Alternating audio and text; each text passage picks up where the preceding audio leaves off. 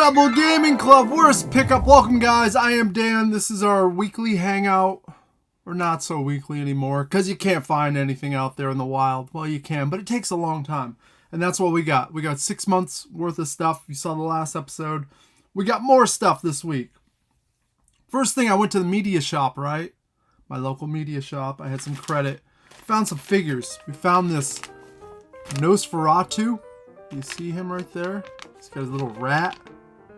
It's kind of a modern toy, but, you know, it's a throwback. I think you can still buy this on whatever, Amazon for $23 or something. Cool figure. We also found for $5 OG Thundercat Shitara, and for $5, well worth it. This is one of the ones that a little more pricey. It's not as common. I think she goes for $25 in this condition. So pretty cool. Found some video games out thrifting, actually. We found Godzilla on the Wii Unleashed. And this was a very odd, random find because it was like, you know, Wii Fit and like some shovelware shit, and then this. Very cool. Solid title on the Wii. We got this Power Pack PacMan. It's got the 3-game bundle. The PS2 has a bunch of these. Need for Speed comes to mind, but there's I don't know. It's like maybe 10 or 12 of these. Grand Theft Auto has one. I have a bunch of them. I'm drawing a blank on the rest of them, but for $5 to add this one, I'm thrilled about that. We found a copy of Wii Sports Resort, which I always pick up because, well, it always trades in for $11 to $20. So, easy way to make a few dollars there and put it back into the game collection. For my brother Ryan, he hooked it up with Metal Gear Solid HD collection on the PS3. It's still sealed up. He swears by these games. I don't know why he bought it. He doesn't have a PS3, so this must be pretty old. It seems kind of dusty. So that was awesome. We found this out thrifting for $5. Transformers, the complete series. Sexy one right there. This is fun. You guys a fan of the Three Stooges? No? Well, you are, probably. We found this book. And this has a bunch of photos.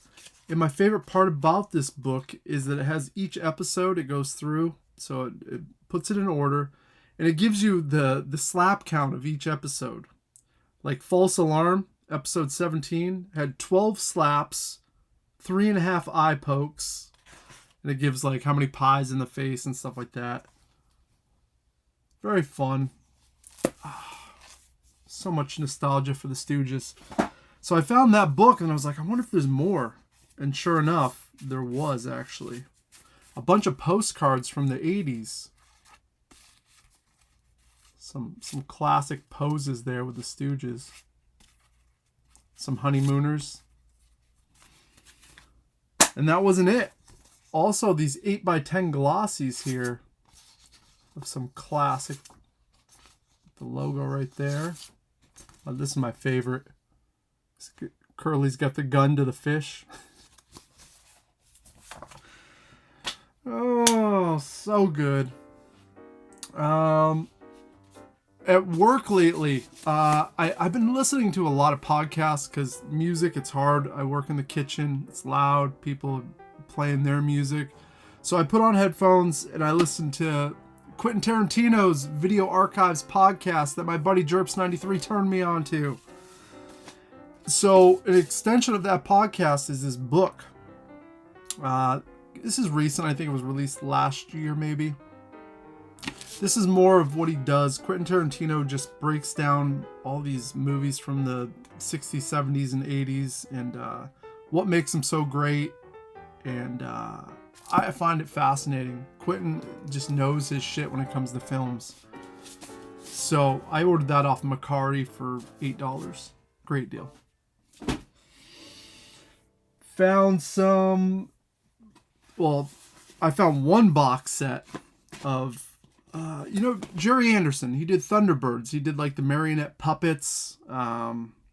Well, this is one of those series. It's called Joe 90. You can see it's 30 episodes, and Jerry Anderson's awesome. Does all these puppet type marionette shows, but he also does, or he did, Space 1999, which my buddy Richard Brian Kahn found for me.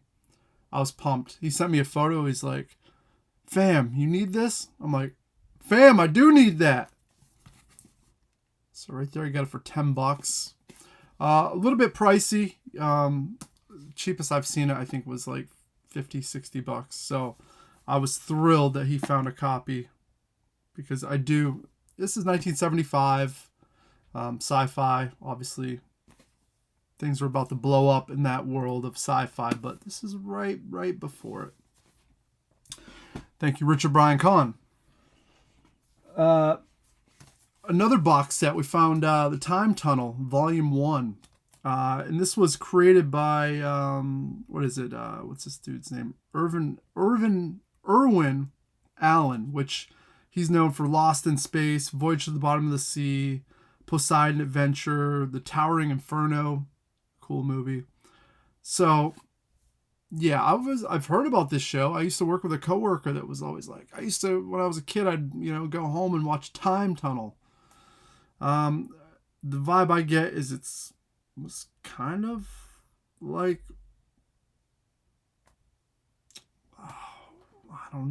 I can't even say that. I'm not even positive of what type this is. I'm reading the back and I'm still drawing a blank. Someone in the comment, like Papa Pete's going to be like, you idiot, what are you talking about? I thought I knew. I thought this was kind of like no. So I guess it's time travel. It's like Quantum Leap, maybe. That's the vibe I'm getting. Even though originally I thought it was something different. Either way, we got it, and we're gonna find out. Found this book, Wonder Woman.